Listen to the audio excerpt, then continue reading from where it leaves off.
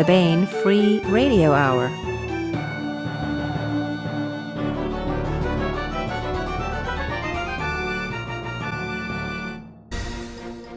On the podcast, a young girl fights to save her adopted homeworld and her friends, and robotic soldiers on the battlefield. Plus, we continue our ongoing audiobook serialization of Timothy Zahn's Cobra, all right now.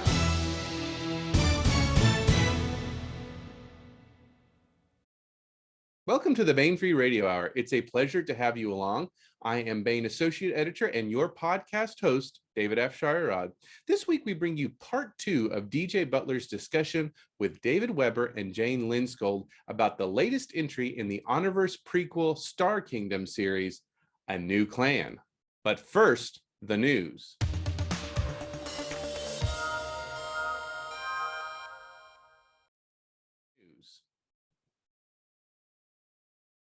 The June hardcovers and trade paperbacks are in. Let's take a look. First up is A New Clan by David Weber and Jane Lindskold. Sex, drugs, rock and roll, and tree cats. Freshly home from an internship on Manticore, teenage Stephanie Harrington is up to her eyebrows in trouble. There's the new tree cat adoptee who needs to be kept from becoming a risk to the carefully guarded secret of just how smart the arboreal inhabitants of Sphinx really are. There's the overeager journalist whose campaign to protect the tree cats from exploitation as the newest, coolest pet on any planet could threaten the very creatures he seeks to defend. And there's the mysterious rash of weird accidents that are plaguing Sphinx's younger inhabitants, including some of those nearest and dearest to Stephanie. Next up is ROBOSOLDIERS. Thank you for your servos. The future of cybernetic warfare is here. ROBOSOLDIERS, they take many forms, from disembodied AI to human-like androids and more, but at their cores beat the cybernetic hearts of warriors. And these stories of hard military SF, you will journey to the battlefields of tomorrow with the veterans who have been there, and the researchers developing the next phase of battle, and get a glimpse into the future of warfare. New stories from David Drake, Richard Fox, Weston Oakes, Martin L. Shoemaker, T.C. McCarthy, Brad R. Torgerson, and more.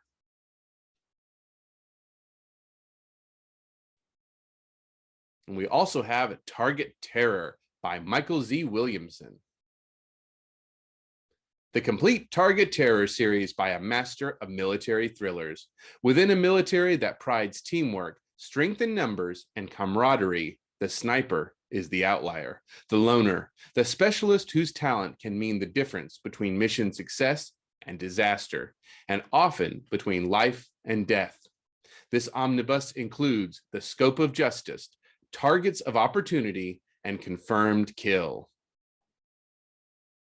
That's A New Clan, ROBOSOLDIERS, thank you for your servos, and Target Terror, all available now in hardcover or trade paperback as well as ebook formats. Michael Z. Williamson's Target Terror may clock in at over 700 pages, but we're sure it will leave you wanting more page-turning techno-thriller action. So for the month of June, we're offering ebook discounts on all our techno-thriller backlist titles, including Tom Kratman's Countdown series, John Ringo's Paladin of Shadows series, and the Dead Six books by Larry Correia and Mike Kupari. Details and a complete list of books are available at Baen.com. And that's it for the news.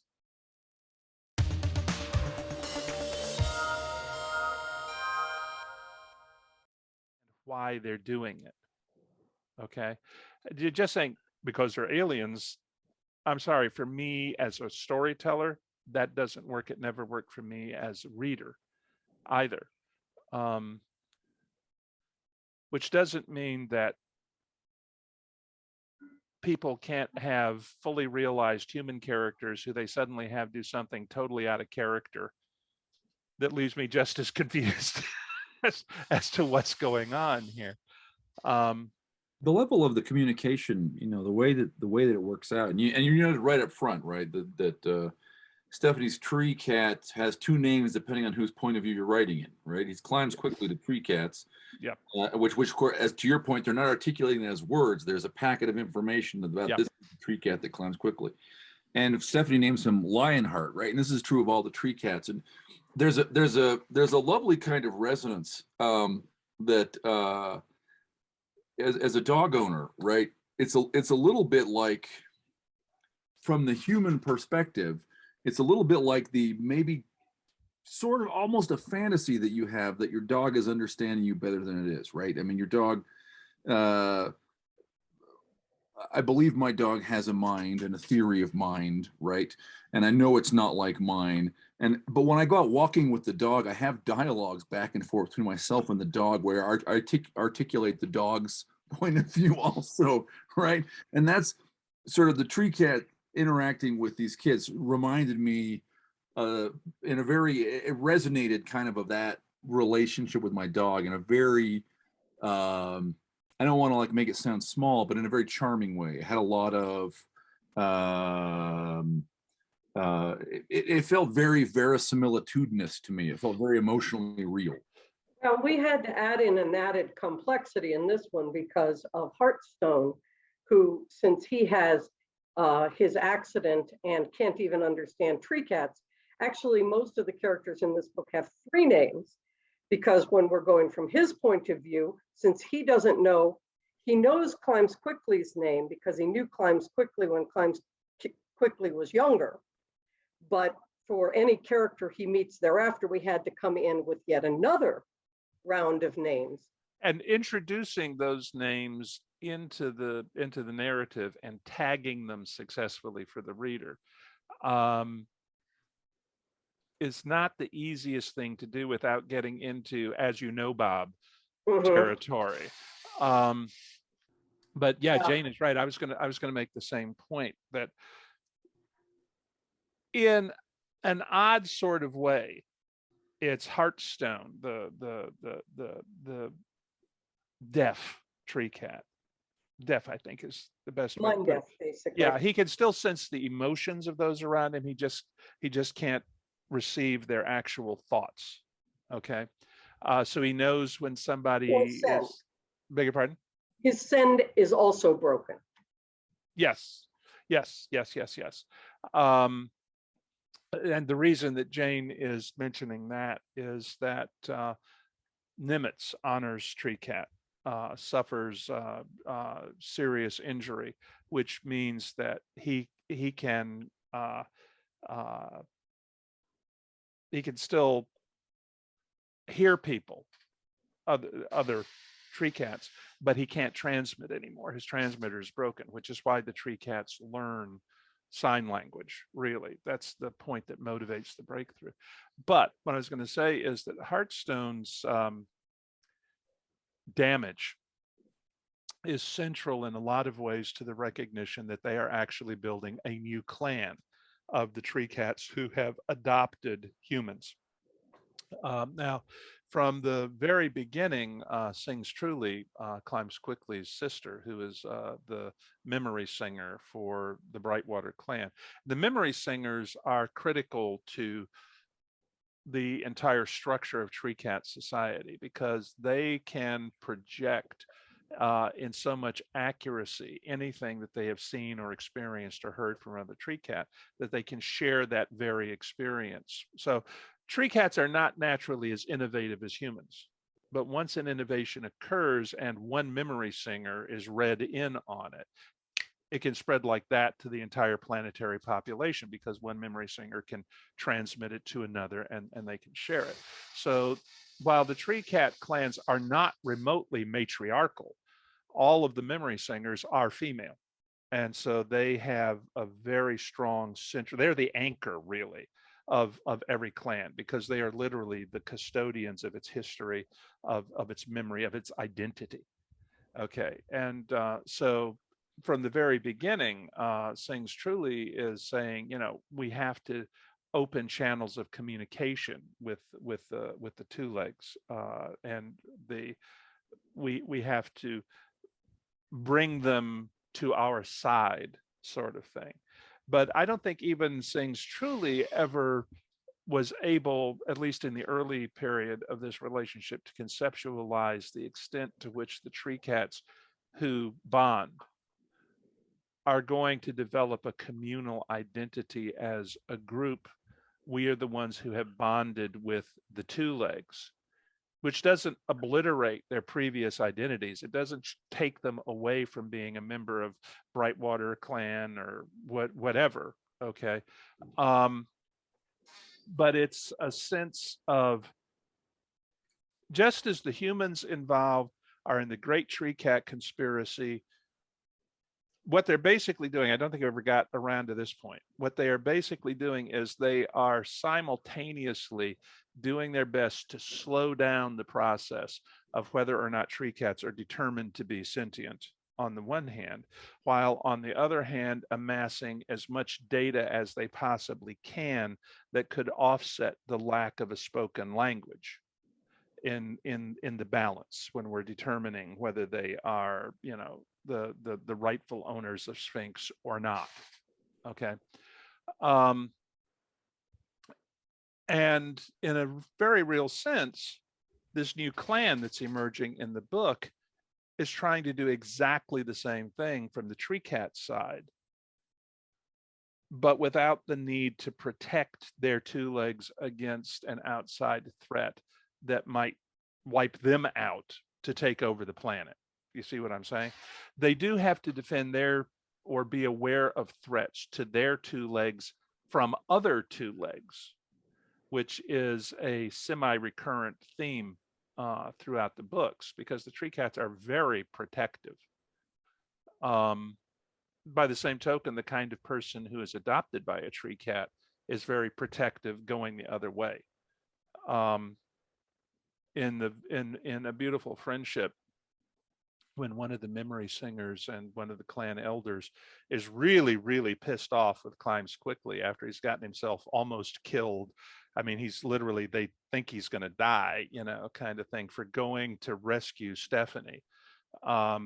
Stephanie at 12 basically kills Hexapuma, which is like 3 or 4 meters long, okay, kind of thing. Yeah, think saber-toothed tiger on steroids.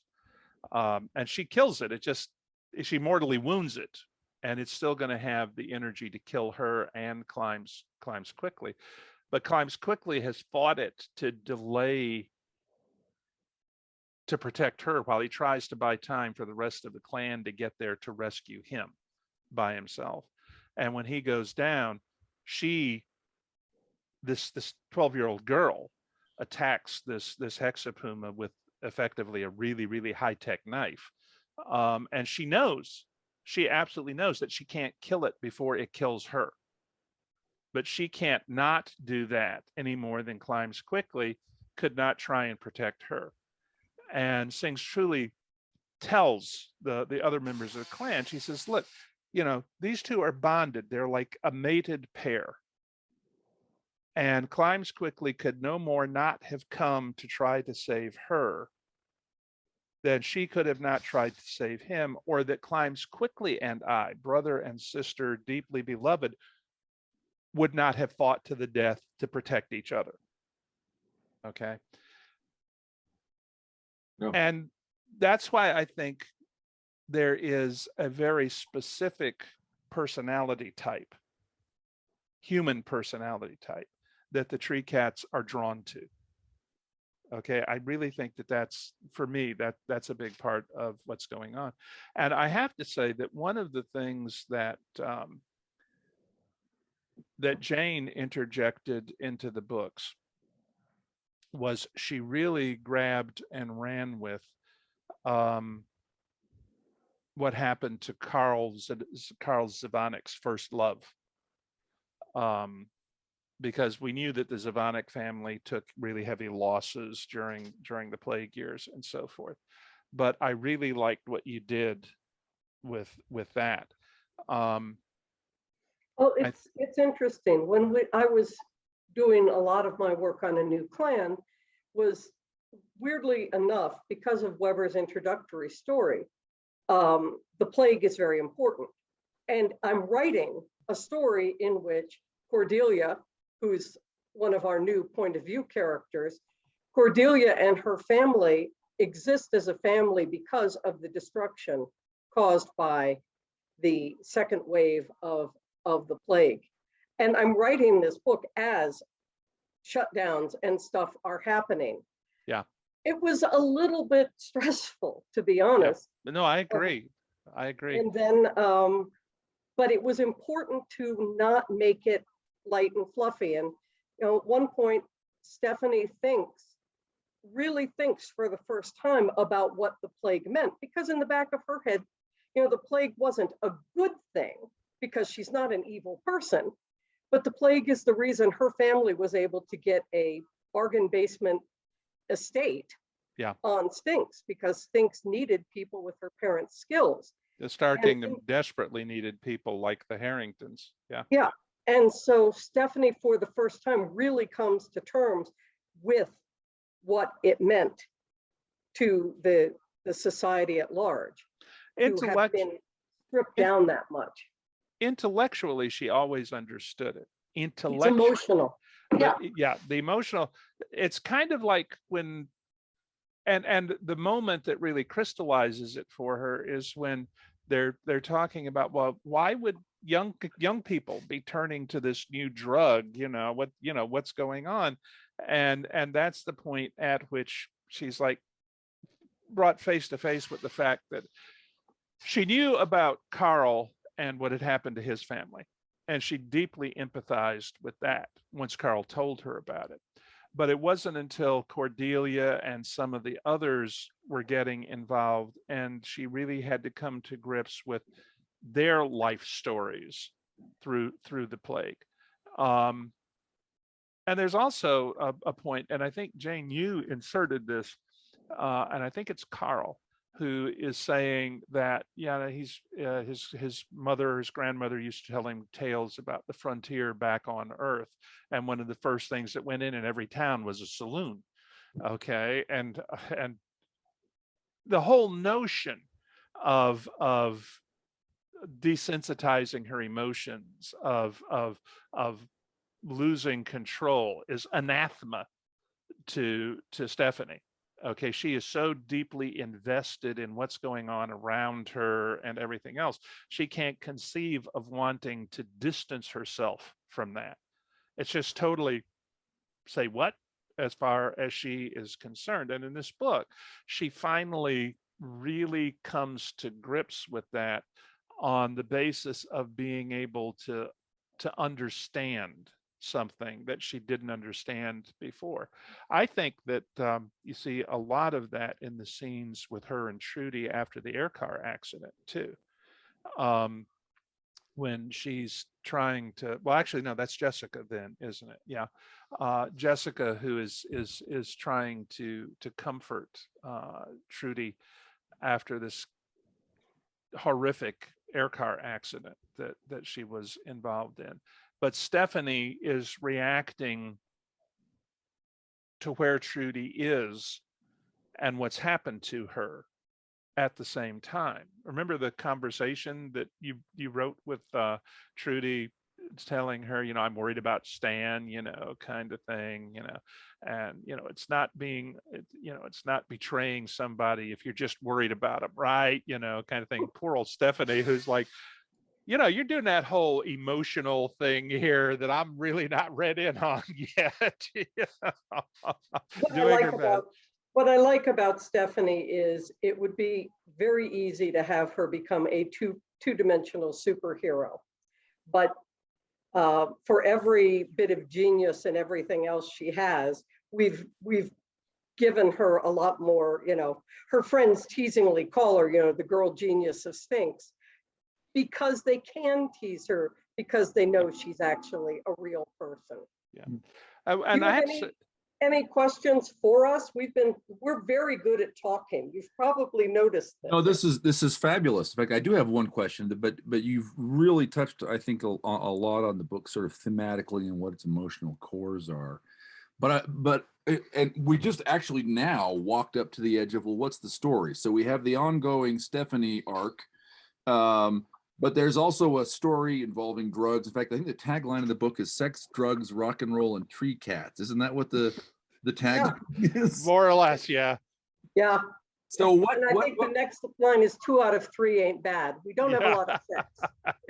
So awesome. So what do you want to tell listeners about the what's the at least the kind of setup for the local plot? Okay, let me dive in on this and just say that Weber talks about collaboration being writing the book that one person wouldn't. And I said to him, I'd really like us to do a book that the central motif is not the bad guys are after the tree cats again. And so in this book, the tree cats are certainly very, very important to it. But the central, one of the central plot threads is because our main characters are the equivalent of high school students, they become aware sooner than the adults do that something is off. More accidents are happening than should, and a lot of them are happening to young people. And again, we always have the balancing act of creating a plot line that will give our minor in terms of legal status characters agency, but at the same time not make the adults idiots. Yeah. And so Weber came up with the very good suggestion when I said, well, how about something about drugs? Drugs is a serious problem. We evolved the idea of a drug that wasn't illegal because things can only be illegal if people know about them to decide whether to legalize them or illegalize them. And then Weber said, well, we can work on the idea that the Sphinxian Forest Service is stretched very thin so that Chief Ranger Shelton basically semi-authorizes them to work on something that he can't put to do the initial research, which let them stay on deck, but not have them be, Nancy Drew. Well, and the other side of it is that they have to operate within the constraints of the legal system. So, for example, if they don't have probable cause, they can't bug somebody to see what's going on. Stephanie wants to. Oh, definitely. Stephanie's very direct, so, well, why not? And Carl is like, because unlike you, I'm not a probationary ranger anymore. And that means I have to I don't know, follow the law, and Stephanie's like, well, darn, you're no fun. And I liked Nosy, okay, who starts out when you first meet. I got emails from him. I am not liking this guy. Wait a minute, he's beginning to grow on me. Yeah. It was great. Well, the original, okay, Nosy got tweaked some too as we went along. And well, he shows up as an annoyance at first, right? He's like, yeah. He's a reporter is who he Yes. is. He shows up, he's asking kind of personal, prying kind of questions. And these kids, in fact, do have secrets. They don't want anyone really to understand what the tree cats are, right? So yeah, the guys well, the other side of it is he really is looking for stories that will generate hits.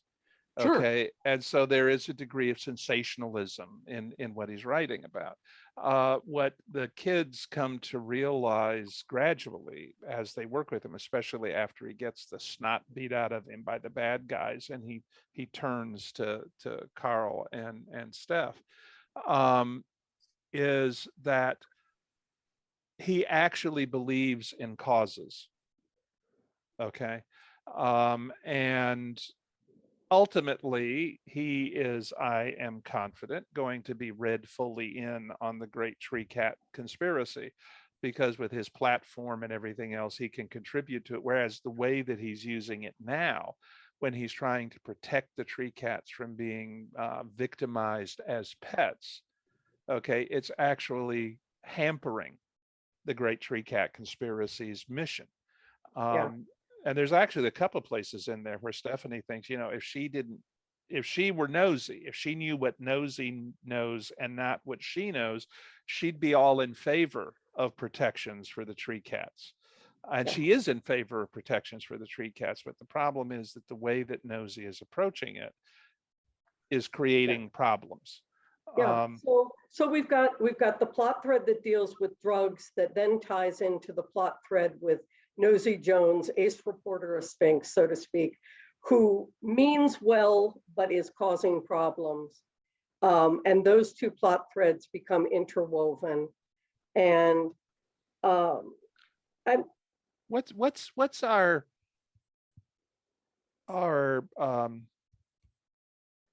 crap? The guy who's actually producing Herman, yes, I couldn't remember his name. Herman is another character who is kind of working his redemption as the book goes on. And you realize as the book goes on that he was never a bad guy, although early on you kind of think of him that way when you realize that he's the one who's providing this drug. Now there was one point where Jane and I had to do some negotiating because Jane wanted to send Stephanie in undercover to try and locate a source for the drugs. And I was like, well, now, wait a minute, she's a minor, she's 16, the whole 9 yards. And I'm like, but her parents let her go to another planet all by herself. Aren't you being a little overprotective, Daddy? Well, the problem was that she hadn't cleared it with her parents first. And I'm like, yeah, and if you think your girls are clearing everything with you, you got another thing coming, bucko. Well, but Carl says to her, forget about it if you don't get your parents to sign off on this, kind of thing. So I think that the way what can I say? I know what 16-year-old girls do a lot better than Daddy does. But I think that the way that it worked out actually strengthened the story. It was good. Yeah. We found a midpoint we could meet on. Yeah. But it's I like the book. I really do. I think that it came out of the oven well. Now, and we've got and keeping the tree cats front and center in the books is really important to both of us, because since this is their world and their culture, it's great having a chance for the readers to find out not what just spacefaring tree cats are like, but what tree cats at home are like. The vast majority of them who stay home. Well, the other thing about it is, okay, tree cats are top tier arboreal predators. Okay, so their population is actually very small for the size of the range that they have. And I think that observing that, watching that in action, for readers who have read this part, if they then come to the scene in At All Costs, where the space station deorbits onto Sphinx, and an entire tree cat clan is wiped out by an orbital strike, except for one survivor who not only survives but was a memory singer. And she was visiting her birth clan. She'd married into the clan that was destroyed. And she experienced the deaths of every member of her clan. Okay. And through her, all the tree cats on the planet experience it. And it helps to understand why that's the point at which the tree cats say, you know what? We've spent 300 years kind of in this pattern with the two legs, okay, where we're still kind of adhering to Climbs Quickly's and Sings Truly's initial version of kind of a little bit concealing our intelligence of, to the point at which they say, now it's time for us to stop being kittens. And they announce to the humans around them that they too are part of this war, and you can't keep us out of it now that we know what the real stakes are. So that's building the platform here, I think, really helps to strengthen the reader's view at that later point, earlier written, but later point in the storyline. Well, and I think it's a little unfair to Climbs Quickly and Sings Truly to call them the ones who held it back, because they would have pushed the limits. But I mean, Sings Truly is a real rebel. You know, she is, but she is the one who says in A Beautiful Friendship, she's the one who specifically says it may be a good idea not to let them see how clever we are, right, because it's better to be underestimated than overestimated. This is absolutely. the point at which. But she's also, to her other side, is she's pushing Tree Cat Custom. Yes, oh, absolutely, absolutely. And I strongly suspect that had she lived long enough, that she would have said, you know, it's time now. But like I said, tree cats are not really innovative. They aren't quite into the, well, that's the way it was always been done, so that's the way it always must be done mindset. No, they're not. But custom is very important to them. And once a consensus is reached, that consensus tends to hold until something comes along to break it. Now, I'm not saying in any way, shape, or form that you were derivative. So, you know, take this with this way. But my feeling is that the tree cats are in many ways like hobbits. They're home-loving, clan-loving, family-loving, and boy, do you not want to cross them when the time comes, because they're brave, they're valiant, and they'll walk into the mouth of hell if that's what it takes. Yeah. They're better armed than hobbits, but yes, I agree. They're much better armed, but do you know what I mean? I mean, yeah. the hobbits, when pressed, and the tree cats, when pressed, both show a similar level of don't underestimate us just because we enjoy staying at home with our families and raising our families and everything else. Just because we are not innately aggressive doesn't mean we're pushovers or wimps. Yeah. No, we also value. I mean, a sideline is one of the things I was sorry that they didn't include in the movies for the Lord of the Rings was the saving of the Shire. Oh, well, that was the key point of the book for Tolkien. Yeah. Exactly. Yeah. And I think the same thing could be, you know, said about the tree cats, because of their telepathy and because of their memory singers, have many advantages over humans when it comes to avoiding pointless aggression. Mm-hmm. That said, that doesn't mean you should mistake them either as, you know, helpless homebody nothings, or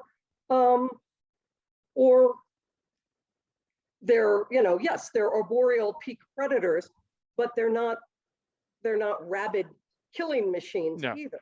No, what tree cats are is very, very tough-minded. Mm-hmm. When it hits the fan, okay, they really don't hesitate very much. The scene in the first time in the novels where you really understand what this bond is all about is the assassination attempt in Honor of the Queen, when Nimitz and Honor are fighting off the assassins until Planet Palace Security can get there to save Protector Mayhew's family. And it's actually Nimitz who initiates, who recognizes the threat and attacks first. And this is the point at which Honor becomes the first human being who actually has a two-way telepathic link with her tree cat, because he makes her understand. She has to understand. She doesn't know what it is, but she understands exactly what he's doing and why. But it's that point at which, for the first time, you realize that this tree cat is not a cuddle, fluffy cross between a cat and a parrot that rides around on the captain's shoulder. Okay, I mean, oh, they're adorable, they're cute, and it's like if you get water on them, they transmute into kind of thing. But I was thinking when you were talking about the cleansing of the Shire, for Tolkien, there was a very clear religious component in that. Gandalf, okay, you don't need me anymore, you know, I'll be here, you know what to do now, and doing it, kind of thing. I don't know how big a decision that was in leaving it out. I know that Jackson said that he thought it was anticlimactic. And I can kind of understand where he's coming from looking at the story arc that he was pursuing, which really ends in many ways with the destruction of the ring and Aragorn's being crowned. As far as he's concerned, that's the climax of the story. Anything that follows after that is anticlimactic. And I think it's unfortunate that he took that view, not just because I love the story, not just because I understand what Tolkien was trying to do there, but because it took away so much texture, so much of the, this is who Frodo and Sam and Merry and Pippin are. Okay, this is what they have become. This is what they've grown into. And to me, that's an essential part of telling the character's story. Right. That got left out of the movie. And so to go back to A New Plan, while we have the drug thread, we have the how do we deal with the reporter thread, we have the how do we deal with various romantic entanglements threads, it also all weaves together into a stronger thread, which leads to A New Plan being a very good title, because there's a lot of new identities forged in this. Mm-hmm. And among both the humans and the tree cats, we now have, as of this book, enough tree cat adoptees that both them and the tree cats need to consider. We are now, it's not just Stephanie Harrington and, you know, and a doctor. It's a community, and it's a community with a mission. And so I feel that going forward from A New Plan, we are also starting a whole new thread of concept where these people will think of themselves differently. And that's good, because they should grow and mature. Well, growth and maturation, speaking as a series writer, it's true within a single novel, but it's especially true if you're going to write a series, okay? Human beings change with time and experience. If the characters in your stories don't, over a lengthy story arc, then you are betraying one of your primary responsibilities as a writer, I think, because it's your job to play fair with your characters. Because if you don't play fair with your characters, you can't play fair with your readers. If you're not willing to allow your characters to carry guilt with them and to recognize joy and to be shaped by those two forces among many others, then you're not telling your readers a story about real people. You're telling your readers stories about a two-dimensional, maybe not just two-dimensional, but a flat character. Mm-hmm. And to me, that's as bad as sanitizing violence in military science fiction, which is also, I think, a betrayal of your responsibilities as a writer. So I'm really, really, really, really, really, really, really pleased with this book. So tell me about sequels. You guys have both walked up to the sort of edge of where do we go from here? So is the sequel in the works? The sequel is not yet in the works. That's my fault. That thing about, you know, there's only so much David to go around. And to be honest, since I had the COVID, it's much harder for me to concentrate in the blocks of time that I used to. I've got some of that brain fog thing. A conversation like this, or working to tweak something that someone else has written in the collaboration and so forth, it's like it gives me a focus that I can hang on to stay, you know, in the groove. When I'm working on something of my own, I'll sit here and realize that I've been looking at the display for 15 minutes without writing anything. That is not helping when you have deadlines and stuff floating Yeah. around. And from my point of view, I don't want, because as we discussed, so much of the continuity for the honor verse is between Weber's two little cute ears there. I can't just say,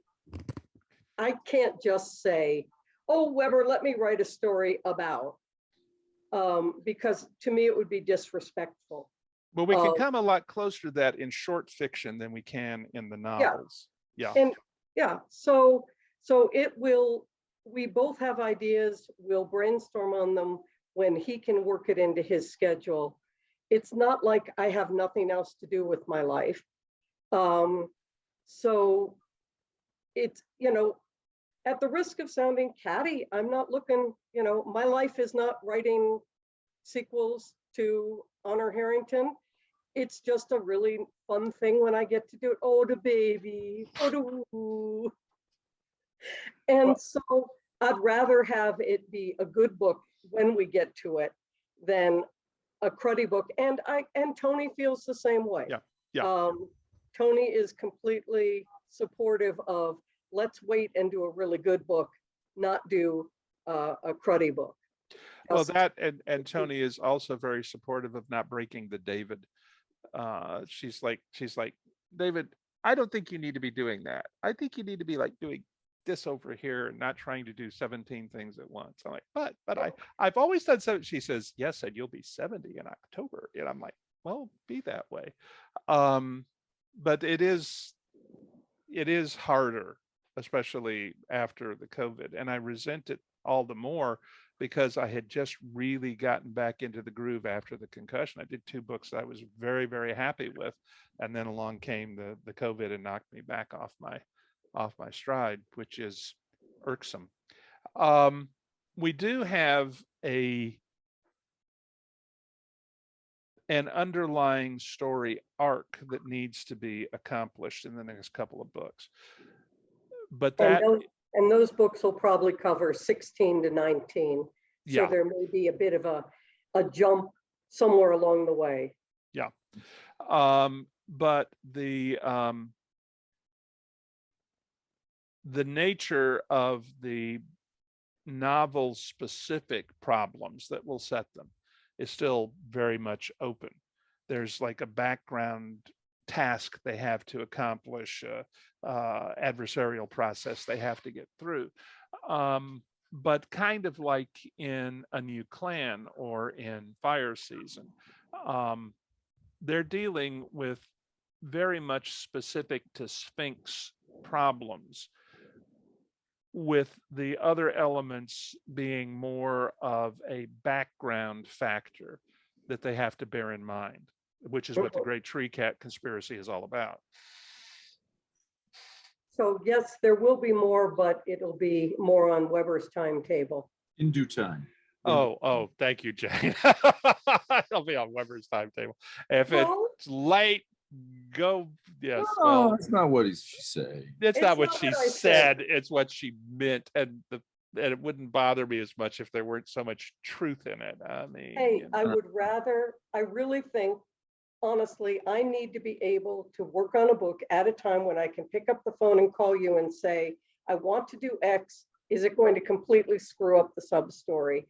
And not have you say, oh my God, I'm up to my shoulders. Hip pockets. Let's go. Hip pockets and a whole lot of other projects. It just can't work that way because these are prequels, which means everyone says, oh, prequels, easier to write. No, prequels, harder to write. Yeah, I think they are harder. I will say too that Tony figured out that in editing me, that the way my head works is it does, yes. Is that when someone suggests an alternative to me, okay, I have to go through and look at all the problems that suggestion would make, because I have to identify them for myself before I can say, okay, I've got that part done. Now let's look at the advantages that it will offer. That's why Tony hasn't tried in 25 years to do telephone copy edit conversations with me, because I'm like, I'll have to think about that,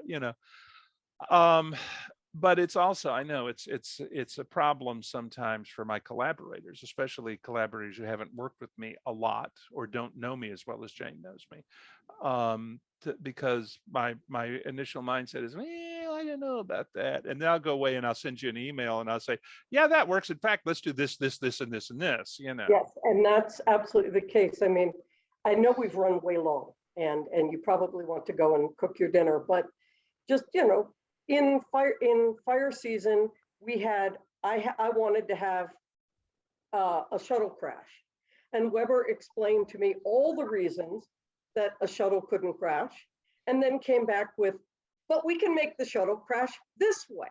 Yeah. So he's not an autocrat. He's here's why it won't work that way, and then comes back with, here's how to make it work. If he wasn't like that, I wouldn't be doing these, because I don't take being bossed around real well. Yeah. But I certainly take, yeah, let's make it work in your larger context. Yeah. Well, one of the examples of that in a new clan is the skimmer park, because Jane had originally wanted to do that as counter-gravity. And I was like, okay, no, we can't do it that way, because 300 years later, we still have this problem with sustaining counter-gravity fields that small, et cetera, et cetera, et cetera. But maglev, yeah, I said, but maybe we could do it this way. And so we grew that entire skimmer park out of the maglev conspiracy. And see, the other thing about it is, this explains why in the later books I don't have delivery guys coming sliding up to you on their countergrav skimmers to say, here's your package, without somehow going back and trying to retcon them right into the story. Right. Yeah. But Jane is probably right. I think we've way overdone it. Well, you know what they'll do is they'll break it into two, and if they break it into three, then you get more exposure, so that'll be all right. But I'll wind up. Hey, once again, the book is A New Clan, out now from Baen Books in hardcover and ebook. Jane Lindskold, David Weber, thank you both very much for taking the time to talk with us today. Oh, and thank you for taking way too much time to talk to us too, Mr. Butler. Totally a delight. Totally. Oh, yeah, right.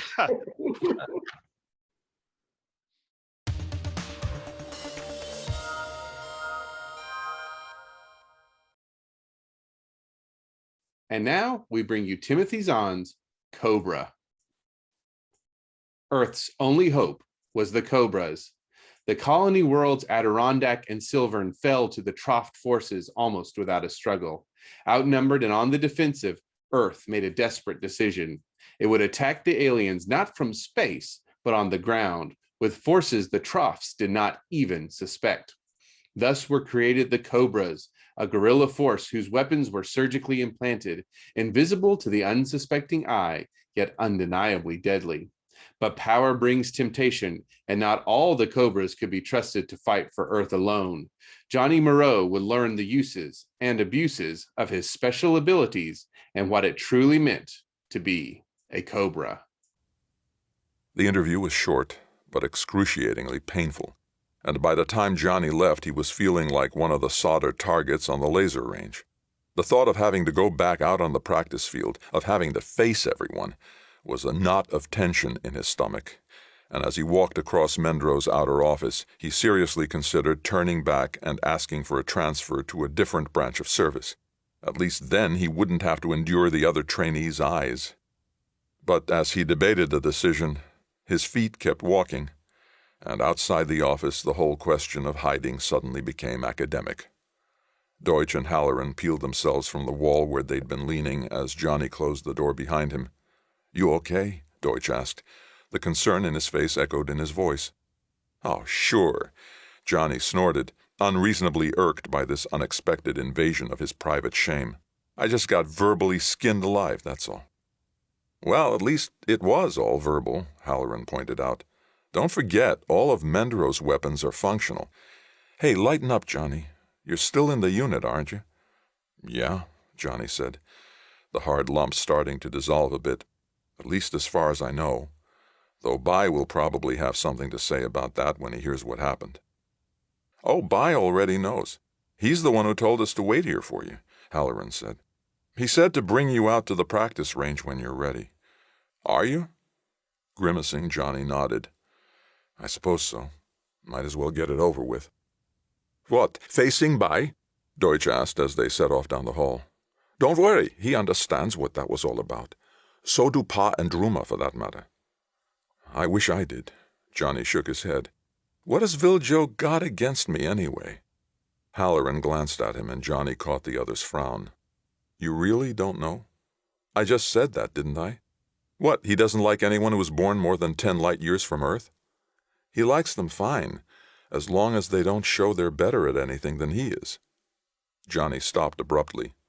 What are you talking about? I never did anything like that. Halloran sighed. Maybe not in your books, but a person like Roland does his accounting differently. Look, remember our very first orientation meeting, the one he showed up late at? Who was it Baen used to pop his excuse?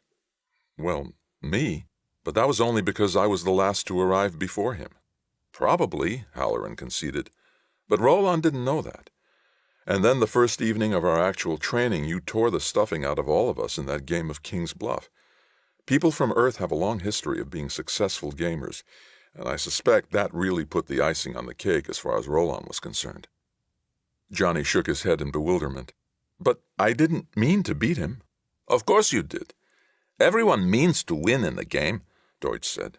You didn't mean to humiliate him, of course, but in a way that actually makes it worse.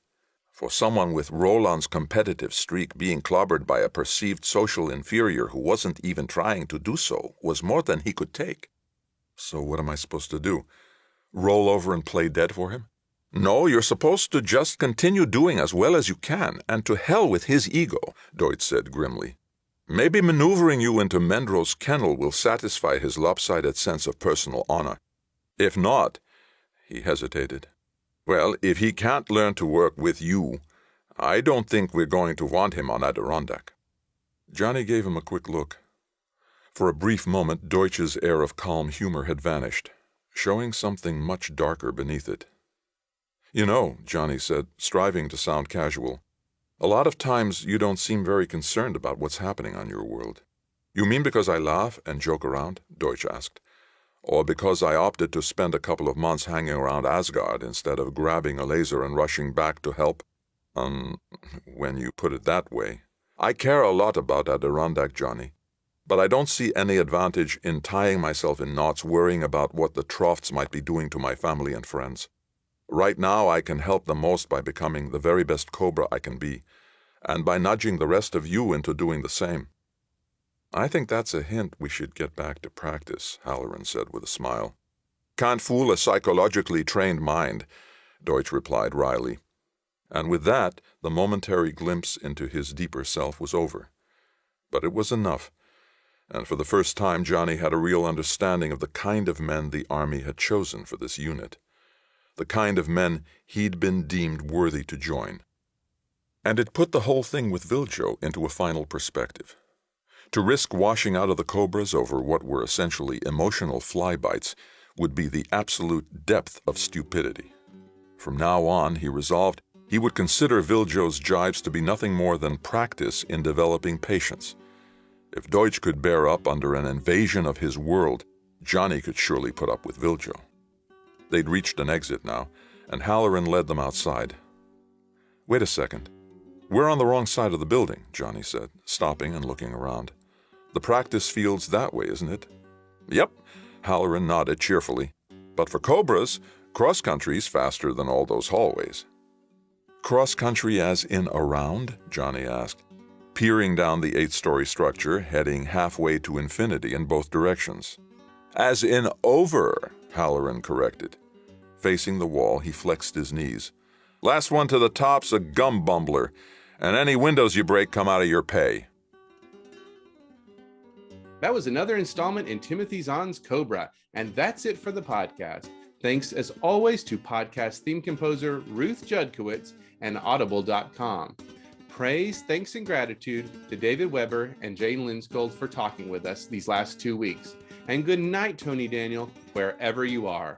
This is David F. Sharirod coming to you from a soundproof bunker somewhere deep in the heart of Texas. Join us here next week at the hammering heart of science fiction and fantasy, and keep reaching for the stars.